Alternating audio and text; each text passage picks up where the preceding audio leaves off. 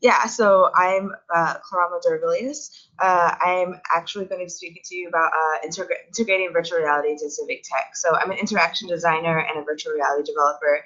I've been creating VR experiences for social impact for about 3 years now across a variety of different verticals. A lot of what I'm going to be talking about in this presentation was while I was doing a fellowship at Code for America, I saw a lot of opportunities for virtual reality to really solve some problems that I was seeing in terms of trying to do work there as well. So I'm currently launched a startup called Device VR this year. We're backed by Oculus and Facebook, and we're creating bias trainings for teachers and for the workplace using the power of the immersive quality of virtual reality to create dynamic experiences in games using psychological methods to reduce bias and measure for that. But that's another thing. So I'll go ahead and get into it. So just so we're on the same page, some people don't know what Civic Tech is. Civic Tech is basically technology that allows for people to have better access to public services.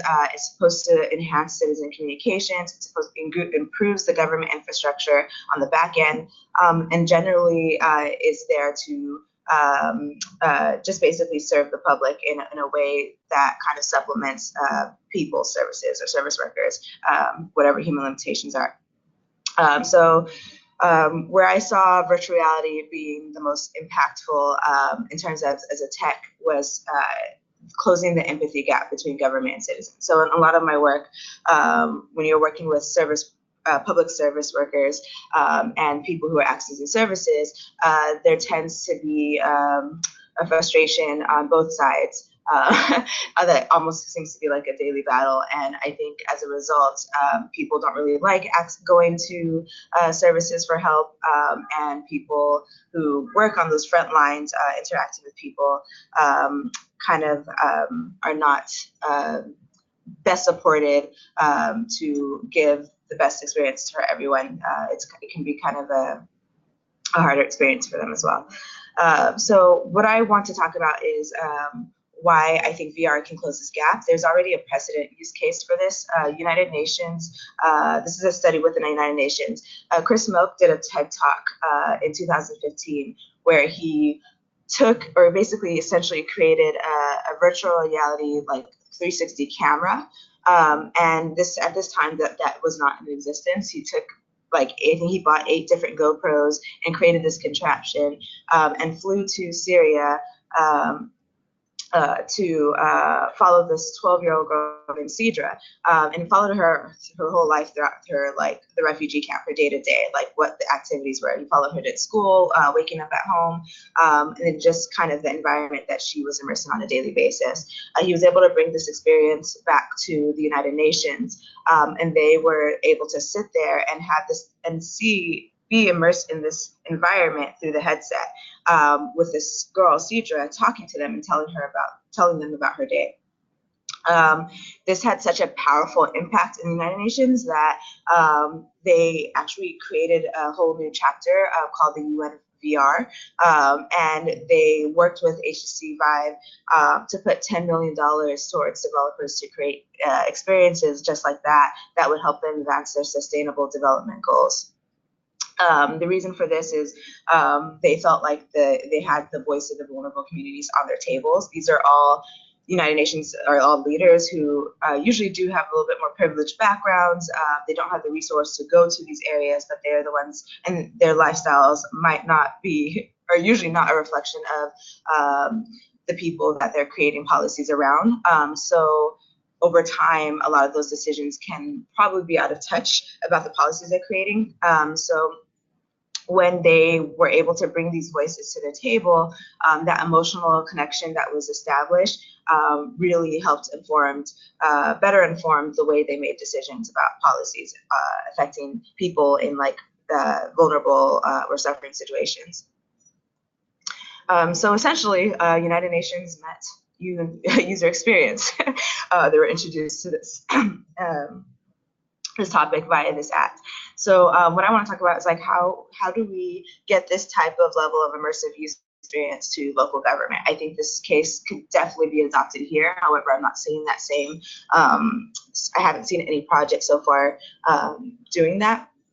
The way, and if most of you, I'm sure, have, or maybe you have worked in the public sector or not, but the way that government designs services, it's often that their needs will come first. And this will be for a variety of reasons. It comes to security, it comes to privacy, it comes to legal issues. They will design the way they offer services with their needs in mind first, and that comes all the way top down. In terms of how people are using it and their ability to access it, that's very much left unthought about. And so often what happens is you get very disgruntled, again, users or people who miss opportunities to get access to services or are not aware of these services that are available for them that they're entitled to, or don't have or not in a good place, especially for low income people, don't have the resources to actually even just apply for it. So an example of this is, the biggest one is the healthcare initiative that came out under the Obama administration, when they launched I think it was the website, I forgot the name of the website, but basically it was a health website that you can sign up for insurance, and that had crumbled. While that they had done it, they had created this website that goes out. A lot of people had a hard time filling out the forms and filling out the applications, and it was considered a huge failure. And so they had to go back to the drawing board and redo this website. And now it's like a lot more of a smoother process, but that really hurt the campaign. It really hurt the image of this initiative, and it kind of put people through unnecessary stress in terms of trying to access something that was supposed to be a positive thing, healthcare, but being blocked by their own by the technology to access it. So a lot of the ways I like to exemplify this is with the Dilbert.com comic. I think this is something that business struggles with too sometimes. Their perception is our goal is to ship 1 million units this quarter. So this is one of Dilbert's coworkers is saying this. And then Dilbert turns to him and says, okay, well, do we have any goals that involve making the customers happy? And the coworker goes, I'm not talking about our goals. I'm talking about our goals, not their goals. And then the boss says, yeah, that's totally different. And it's true, it's totally different. So in the case with the government, their goals were make healthcare accessible via the internet.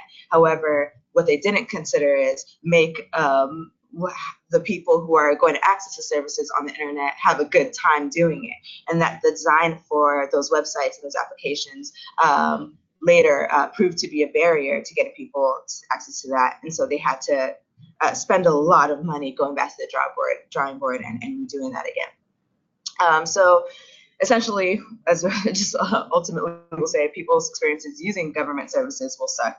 Another example of this would be like the DMV.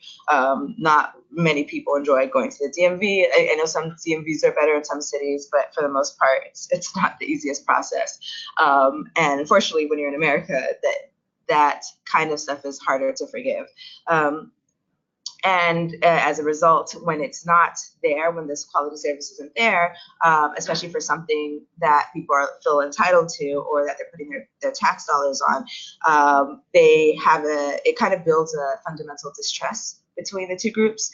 And then kind of they feel like the people are apathetic to their needs, and that the government doesn't care, and this empathy gap like just fuels, and then essentially Trump becomes president. And no matter what side of the fence you sit on that, ultimately Trump's presidency was an outcry or a source of frustration, where people were citing that they may not have liked him, but they wanted to blow the system up. They wanted the government system completely to crumble and to start all over, and they felt like he would be the president to do that. And that was a very common sentiment. And that's pretty sad when you have a people so distrusting of their government because of these small little frustrations that happen. And while, yes, you don't see these challenges being happened at the local level, it has this silent consequence over time that leads to this larger effort or frustration finally being exercised in this way, in the way that people finally do feel control. So how do we prevent this? What are the small things that we can do to prevent it? And I'm based in San Francisco, so I'm constantly, when I'm walking to work, I pass a lot of people who are homeless on the streets. We have a big homeless problem here. And I thought it would be interesting to see how can we get the Cedra's in San Francisco story being told or brought to the table of local government leaders. So this picture is legislators from California and San Francisco. And you see the other pictures that are very similar to Cedra State or the refugee camp, where the bottom is a line of people trying to access services. It looks very similar to the refugee camps line. Yeah, I think it would be interesting to get these stories brought to the table. I think when I was doing my Code for America fellowship, we had done a lot of interviews on the ground, talking to different public sector organizations about what they see as the number one problem with people who are coming in to access services. What is their barrier to helping them? And the number one thing that we said, I think we talked to like 75 different organizations over the span of 2 months. And they all, the number one thing that came up is they felt that people who were coming into their offices or their sites for help were disengaged. They didn't really want to be helped. They came a little bit limp-handedly in the sense that they might come, ask for something, and then just leave, and then not come back. They'll tell them to come back with XYZ, and then they won't see them again. They felt like the people were just disengaged and not proactively trying to meet their needs or take advantage of the help that's being offered at the office. When we did a lot of observations, shadowing, going to the observations, just like walking in and pretending to be a job seeker. In this case, we were looking at job seekers navigating workforce services in the municipality of Anchorage.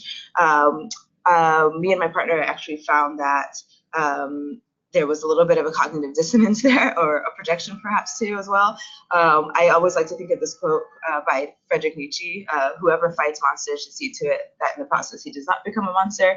If you gaze long enough into the abyss will gaze back into you. So I think this is really deep. I think a lot of people, when they go into the public sector, when they want to work there, they really want to make a difference. They're there to change the world, or they're there because it's rewarding for them to help people. Unfortunately, they get handed down these services or these packages or these programs that are not thought through, that they have no hand in helping to shape from a user perspective.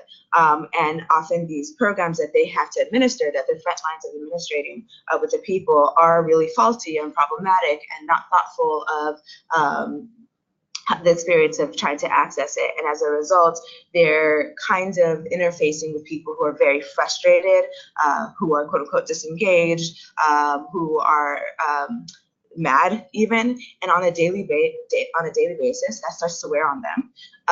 And so over time, they become the same.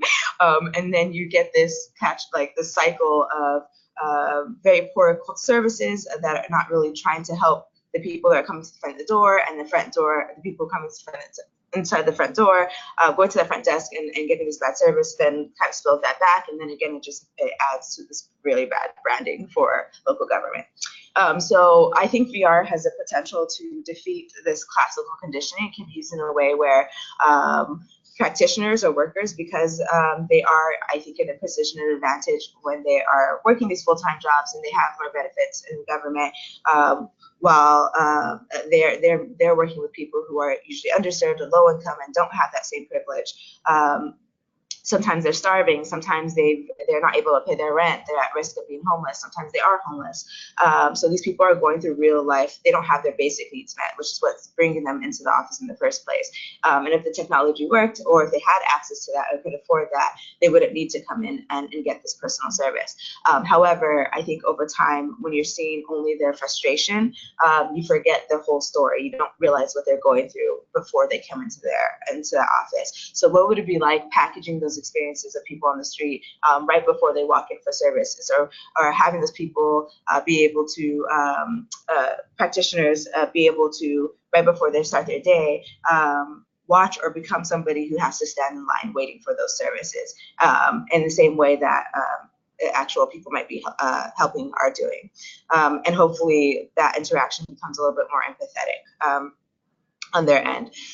We want to also remind government and local providers that, you know, user experience is really important. And so, yeah, and in the same way, it's also just reminding that they're working with humans who are complex. And so oftentimes what we might expect someone to come in being sad, some people are not going to, people have a lot of emotional defenses, and it will use their emotions in different ways depending on how their makeup is and what their experiences was growing up, and all that kind of stuff. So some people express frustration in a myriad of ways, and sometimes it's sadness and vulnerability. More often it's anger, and so reminding them that this anger is not personal, it's a frustration that's being manifested from the suffering that they're having on a daily basis. Also, too, just convincing government that UX is a vital and a beneficial element in delivering service and building products. And I think virtual reality could be the tool to do that. When you're bringing these experiences to the table, they can see what that daily life is, and it almost just reminds them of why they joined the job in the first place, and also just reminds them when they see that people accessing their services, they can actually see, okay, this is actually problematic. And a lot of that reason is there is a government bubble, stakeholders bubble. So people who work in government, people who design these policies or design these applications don't often intermix with the people who use them. They spend their day working with their peers, and then they'll hang out in the evening, usually with their peers for drinks or going to make and then they go home to their families, but they're very much not often intermixing or have a network of people who are who are accessing these services and maybe have a little bit more of a life of struggle or periods of struggle. So as a result, they don't really, like a lot of the more powerful moments in my fellowship was for us being able to record or have a session with doing user interviews with people who were homeless or who had just re-entered society coming from 18 years of being in prison. And then when we share these videos with the practitioners and local government, they would be, you could see like the emotional impacts it would have just because they just did not interface with it. They didn't have the time to go out into the streets or talk to these people. So having us, for us to be able to bring this to them and package it in an immersive, engaging way was very profound and impactful exercise. And so, yeah, VR allows us to do immersive user journeys. So user journeys that we currently do now as UXers for 2D are great, but they're usually verbal. They're usually like grids and shapes and things that we're drawing on a paper. However, with now 360 photos, you can 360 cameras, you can now make that user journey immersive, where you can actually put on a headset and actually see the person go through the person's experience and all the steps in their journey from a first person perspective. And the beauty of that too is when a lot of things that we noticed when we were on the field and we were asking people to share their stories, we were a little bit hesitant. We assumed that people would be a little bit more private or wouldn't want to talk about that. But I think you'd be surprised when you're sitting in let's say, for example, a job center, and you're talking to people who are waiting in the lobby, and you ask them, like, would you be willing to like talk to us for a little bit about your story or share with us what your experience was before you came here? Like, they actually really open up. They want people to understand what they're going through. They want to share their experience, and they hope that people are listening. They hope that the government or the people in powerful positions to make decisions are listening to their stories, and they actually feel a lot more cared for. So it was actually, in and of itself, was a nice side effect of capturing their experiences that we could take back to people making these decisions about how to organize their programs. And the good news is it's very resourceful to do so. You can get it's not that too expensive. You can get a cheap camera. I think these 360 cameras, this is a Samsung Gear, and it's $250. I'm pretty sure it's a lot cheaper actually now. But you just get one of those, have an SD card in, and then set it anywhere. And usually it's so innocuous, I think that's the word, innocuous, in the sense that it doesn't look like an actual camera, so most people easily ignore it. So even if they might be curious about it at first, but then because it doesn't have that they don't have that same mental model of this is a camera and it doesn't have that like red light flashing or like that people are not holding it. When you set it aside, people immediately forget about it once you tell them what it is. They might say like, oh, that's cool. But as a result, as long when you have their permission, they're more authentic than they would be if they saw someone holding a camera in their face, that kind of a thing. So you can capture those authentic experiences of people accessing services. If you have a smartphone, that would be the thing that you would control it. You could save it to that. You can upload it to YouTube via the app that you would download on your smartphone. And then when you upload it directly to YouTube, as if you're uploading any video, YouTube automatically recognizes it as a 360 video, so it automatically formats it. And then all you have to do is plug your phone in, go into that YouTube link, and then immediately will be formatted for an immersive experience that you can just kind of plug and play. So it's actually pretty great. So there are already some use cases that are emerging right now. Jennifer Paca, who's the CEO of Code for America, she tweeted this slide that I think is very much on point with in terms of like the values that you want to make sure are included when you're trying to convince government or trying to share a user's experience with government officials. When you're designing a product, you want to build with them, not for. So this is, in this case, this is for users. And that's what like, and I think again, when you're working with them and talking to them, that's something that's very common for UX. You want to show and not tell, not just tell. So VR not only shows people, it actually immerses them. So it takes it one step forward. So they can actually have that experience themselves and from the comfort of their cubicles or from their desk or from their office. It gives them radical exposure to users, and there's nothing more radical than being literally immersed in a 360 environment that captures users accessing their services without having to go there and get tomatoes thrown at them. Yeah, so it has a lot of that. It redefines the risk. No skipping ahead. These are things that are like helps brings integrity into the process of development when you are emotionally connected to the people, and VR is able to do that in a resourceful way. You're more likely to take your time and make sure you're building the right thing. So cool news, Oculus did a pilot with 90 California libraries. They sent 90 virtual reality headsets to each library, and each library is hosting it. I think San Jose is one of the cities that has every single library that has a virtual reality headset for the public to be able to access. I'll go ahead and play, wait, let me see if I can play this video. Yeah.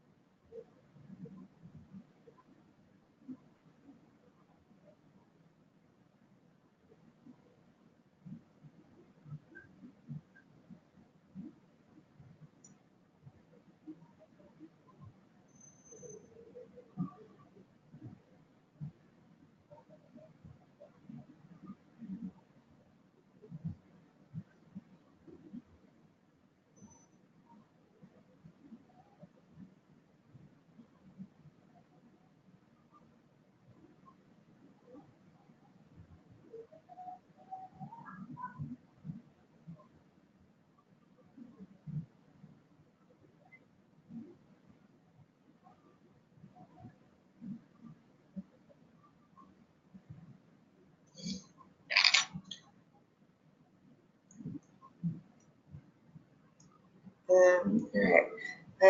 So that's really exciting, I think, to see that. And so now that the communities will be able to have access, it's interesting what kind of services we could offer into those virtual reality experience. So I'm going to actually share, yeah, I think I'm just going to head to this one.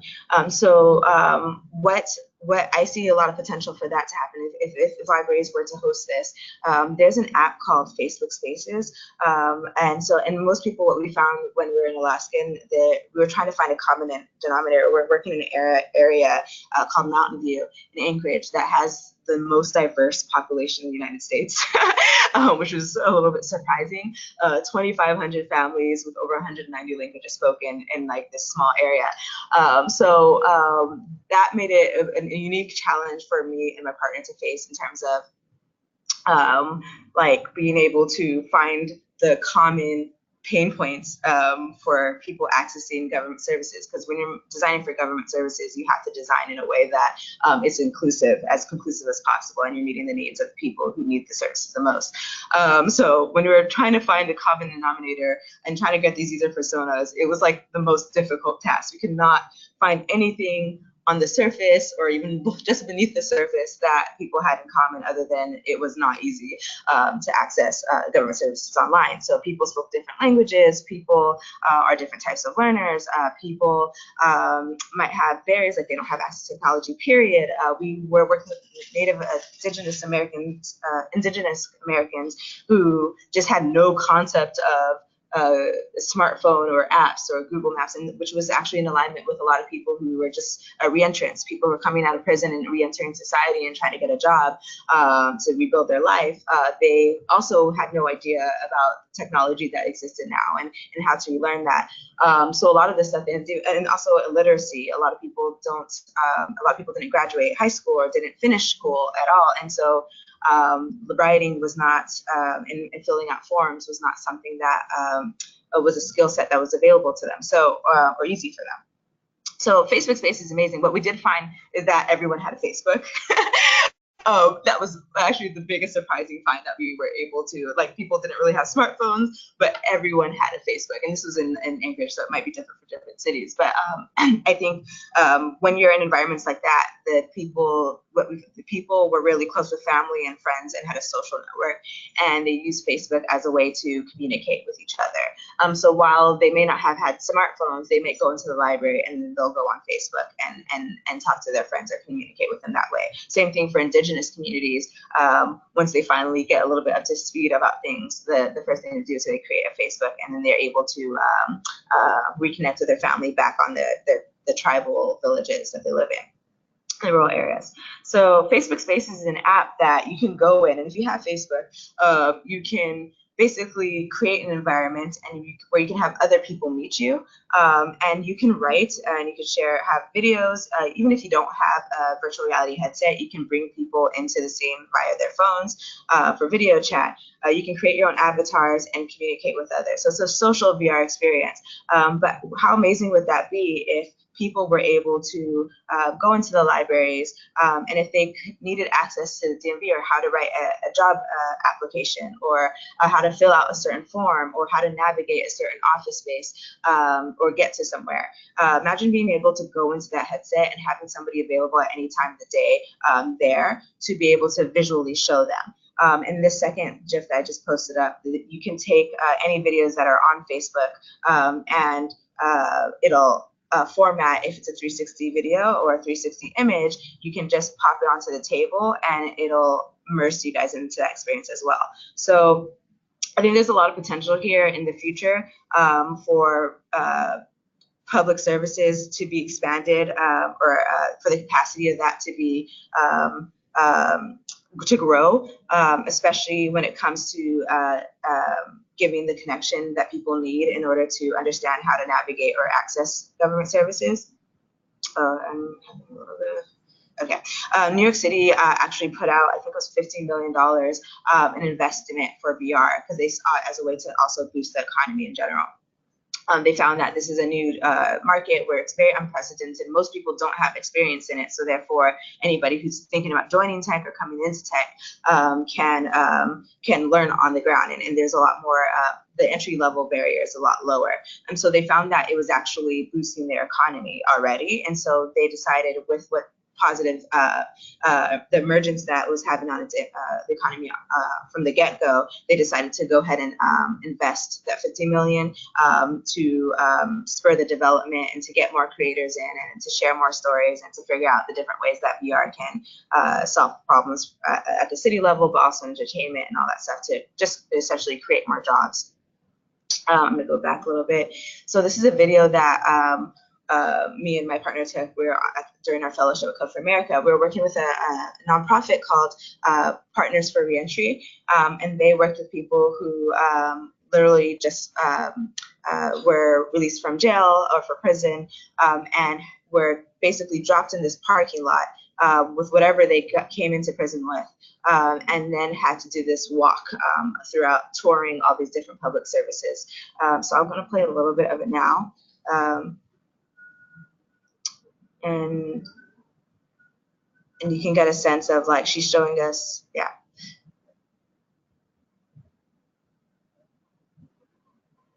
Kurama, not sure we can hear the video. Oh, you can't hear the video. Okay. Well, I'm not sure how to fix that in that case. So I'll just go ahead and describe it, but I'll go ahead and just video on my end.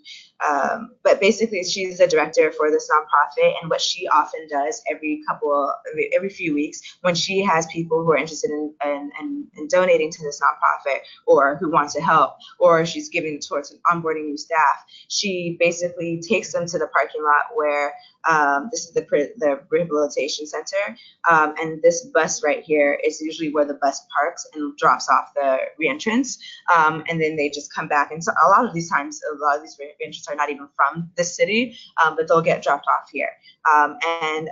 So what she does is she kind of gives us an actual walking tour. So she tells us the experience of this. They come out here around 6 o'clock in the morning, get dropped off. They might pick up their stuff in these buildings right there if they had any things with them when they came in. And then she begins to give us a walk throughout the off the premises, and we start going to every single service that they usually hit up, and then we see this environment, we see the circumstances, we see all the pitfalls of the one of the homeless shelters that's just right outside. It's actually the tent city, and there's actually a lot of drugs that happen, and there's a lot of people who know that people just got released are going there first. So there's like almost a lot of predators try to get people onto drugs or addicted to drugs, and it's just really interesting. So she gives this tour to us, and she gives this tour almost on a weekly basis, and it takes about 4 hours. And we're thinking like, okay, and she's in Alaska, so obviously a lot of times the weather is not ideal. In this case, I think that day it was about like 20 or 30 degrees in the morning. So while that's great for empathy and immersion, it's also just a waste of resources and her time. If she could have people who come into her office be able to experience that same walk, being immersed in this headset and have an understanding, she can get more work. She can get more work done. She can have more capacity and more bandwidth to maybe take in more people or to hire more people to meet the needs of people on the ground. So we're thinking like, and this could be a good supplement. Obviously, there's nothing better than the real thing and experiences. You can't replace that with technology. However, it does take a lot of resources and time and planning to get everyone's schedules in alignment and meeting at the same place. And it also can be kind of risky as well, just because a lot of times you're dealing with a lot of people, you're interacting with a lot of people that might have mental health issues or who are on drugs. And so it's just would be more convenient to have the option of being able to have people immersed into this remotely versus for every single time having to do this. And lastly, this is another experience that we took. So hopefully, I'm not sure if you'll be able to hear this, but I'll go ahead and try it just in case. This is just. So, and again, if you are accessing this video on the phone, it automatically will format it to stereoscopic vision. So you just plug it into a headset and it'll be immersive with a click of a button. Can you hear this video? No. No, okay.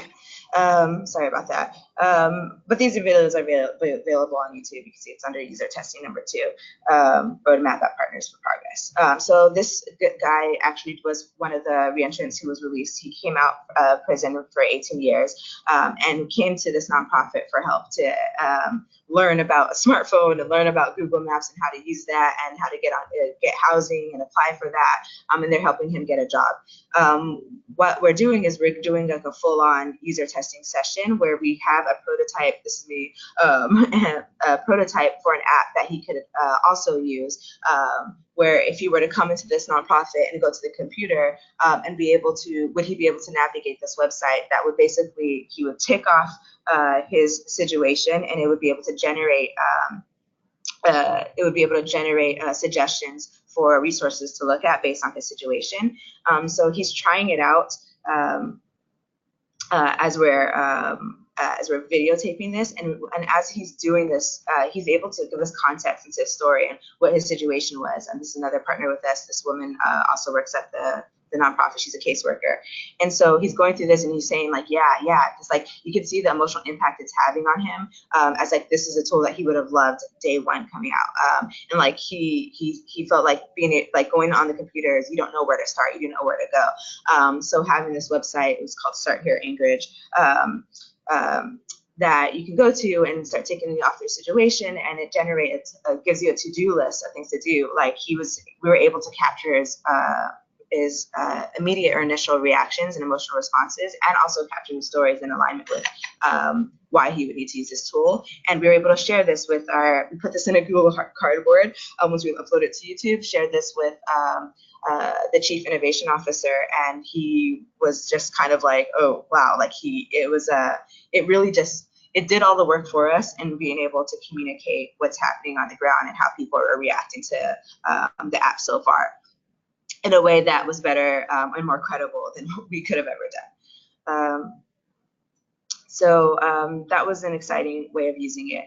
And that's kind of it. So those are just a few examples. I definitely want to challenge if any of you are working in the civic tech field to see opportunities where you can capture stories that you're privy to, especially if you do on the field research, and you have to communicate back to stakeholders who work in the office and don't really leave that bubble.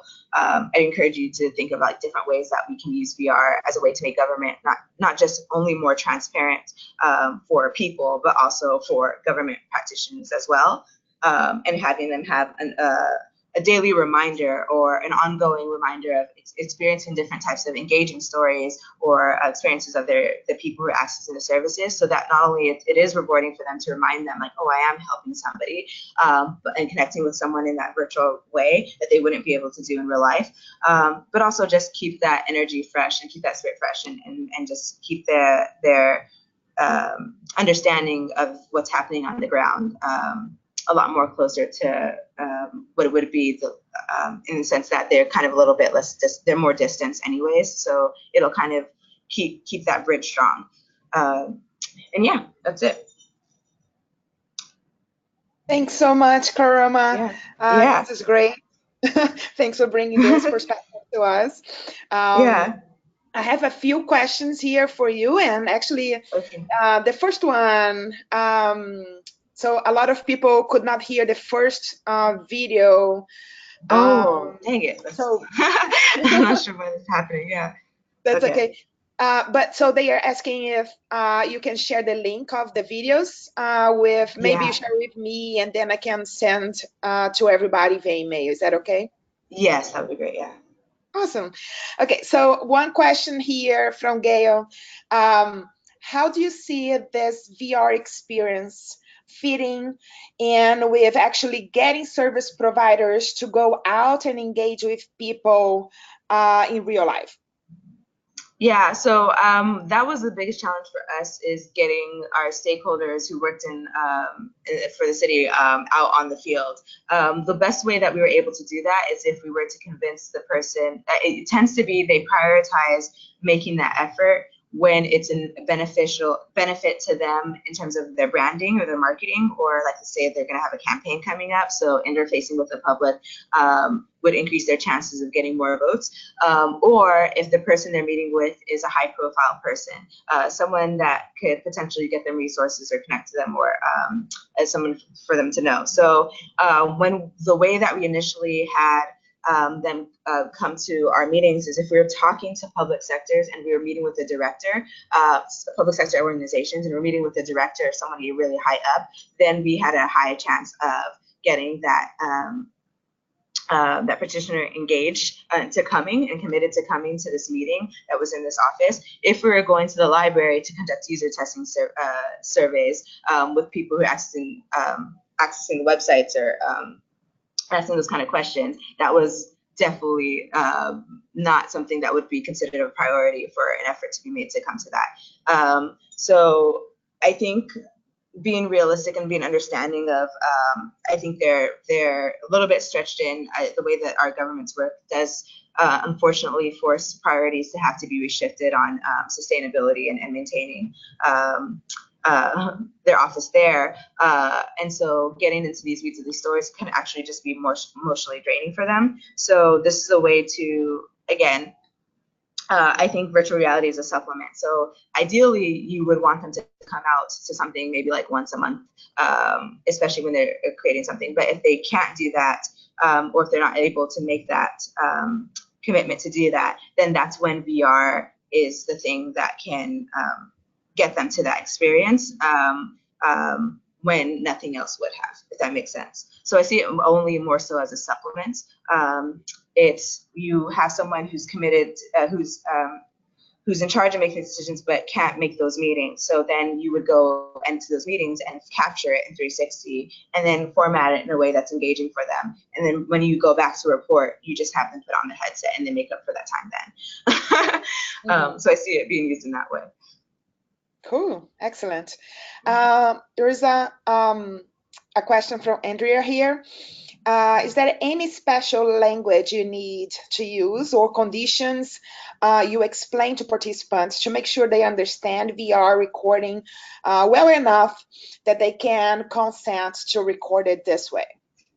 Yeah, I mean, what you can do is you can show them an example. So I mean, we're very fortunate. We're in Anchorage, and so people were fine, and if they didn't, the people that we're working with were actually extremely open. However, there were some people, yes, when you do come across someone who's like, I'm not sure what that is, and they're a little bit uncomfortable, you don't want to exploit that, and they might just say yes just to please you, then definitely I would recommend, like, if you already have a 360 experience, and you don't have to like create one first, or you can do a demo one with you and your coworkers, and then show it to them in the moment, like, this is something that we're going to create with your experience, and then have them try it on and experience it. And I think, I'm pretty sure that alone would give them the understanding that they need to know what would be captured with them. But ultimately, in the sense of, if they're okay with video, then they're going to be okay with this. But of course, you'd be mindful of like of ensuring that you're not taking any extra, like not recording them secretly or anything like that. But I think there's no real difference except that you just want to be mindful of like, oh, this is also capturing both sides of you. So sometimes they might not see that because the camera sits still and you only see one side of the lens. But yeah, if you wanted to show them, you could just show them a demo first with the Google headset, a cardboard of another 360 to get them to understand the context of what that is, and then get their approval afterward. Great, yeah.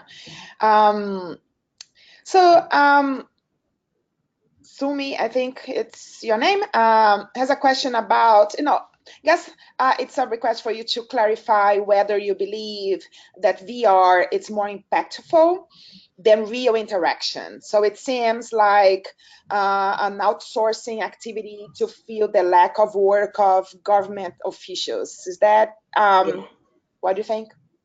No, I do not think VR is more impactful. I think VR is more resourceful, and it's a supplement. So again, that ability for government officials to go out into the community and sit there and watch people go through these experiences, especially when it's something specific, is not, it's not happening. It's not happening as often as we would like it to happen, and it's not happening because they don't have the time and they are not able to prioritize it. The priorities are elsewhere. So if you have a great government system that's a great practitioners who have the time of day to always sit with their users and the people they're serving, then that's ideal. You don't need VR. However, for most cities, and especially the bigger they get, the less capacity they have to go do the face-to-face for every single service that they're administering. As a third-person party, you can come in and help bridge that gap, and with VR as an interim solution. Yeah, but no. It shouldn't. If you can get a government person to come and or practitioner to come to have a person-to-person interface with those experiences, that's definitely a lot better. Also, though, too, there might be situations where you don't want that leader there, maybe because it might change the authenticity of the user's reaction. If the user knows that, oh, this quote unquote, like the mayor is sitting right here, the user might have a different response, depending on their sentiments or their feelings or opinions about the government official. So sometimes it might be better to capture those authentic experiences, talking to them as a third party objective person, and then bringing that authenticity to the, let's say, for example, a mayor or whatever, to see that person and how they respond, versus like if they knew a government official was there, would that change how they behave? That's also something to consider. So VR might be a better tool in that type of use case, as well, versus like having somebody in that case, it might be better than having somebody go in person if that person is of importance and they know who it is and it can influence their opinions or their feedback. Mm-hmm. And we have the time only for 2 other questions, and these questions are from Crystal. I guess she's asking, well, first asking about what tools you use for editing the 360 videos. And yeah, so go ahead. Oh, yes. Tools you can use, the same tools that you would use for video. You can use Adobe Premiere, I think goes into Adobe Premiere, Final Cut, YouTube, I think has a creator studio for 360 now. And also when you buy a camera, like for example, the Samsung Gear has its own editing software, so you can download that onto your computer, and then just edit it from there. And it's very simple editing. It's the same type of editing you would do with the apps that you would have on your smartphone. So they made that very simple.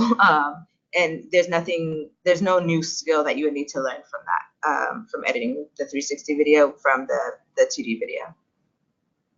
Mm-hmm. And it's another question from her. Have you ever provided participants with a 360 camera for a sort of diary study or self-supported ethnographic study? Yeah, I would have loved to try to do that. I happen to just be a person who was enthusiastic about VR and had done it as a side hustle when I was at Code for America. So I was the only person. It was more on my own initiative that I used my own personal camera and was like, I think this could be a better way of telling the story and build more credibility than us trying to emphatically persuade or convince our stakeholders on just how profound this app that we built for them was. Like, because it could look very biased as well. And then sometimes also the frustrations, like to relay the frustrations that can also, as a third party, sometimes they're a little bit skeptical of us as a third party coming in and saying like, oh, your users are frustrated with this, and that kind of bruise their ego a little bit. But if they were to see it firsthand and they don't want to go and try it out or go in person, that does that work for you? So I would have loved if I could have gotten Code for America or like any other organization to donate a whole bunch of cameras and us being able to have people walk away and film their own experiences. That would be great. But I haven't tried it. I think that would be interesting. Yeah. Versus, yeah, like that. Yeah. That'd be awesome. Mm-hmm. Okay, so again, thanks so much. Really exciting about hearing you again about this topic, and thanks for being available to share with us. Thanks everybody for attending the webinar today. And again, I'm going to share the recording link, and also Clorama, if you can send me the link for the videos that you showed. We're going to send out to you via email in the next few days. So thanks again, and have a good weekend. Thank you. Yeah. Bye everyone. Bye.